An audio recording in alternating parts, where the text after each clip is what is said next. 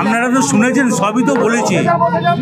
ধিৎকার মিছিল, এই মিছিলটা গোটা বীরভূম জেলা জুড়ে ধিৎকার মিছিল।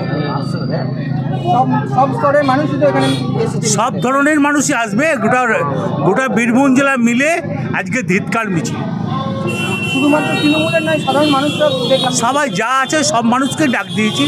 কেন আজ পর্যন্ত আমরা বিরোধী দল করতে পারি, কোনদিন চিফ মিনিস্টারের মুখে জ্যোতিবাবু এবং বুদ্ধদেব ভট্টাচার্যের মুখে আমরা কোনদিন ছবিতে কালি লাগাইনি। এই ধরনের ঘটনার জন্য মানুষ একবারে ধিৎকার জানায়। সেটা পরের কথা। আজকে ধিৎকার মিছিল।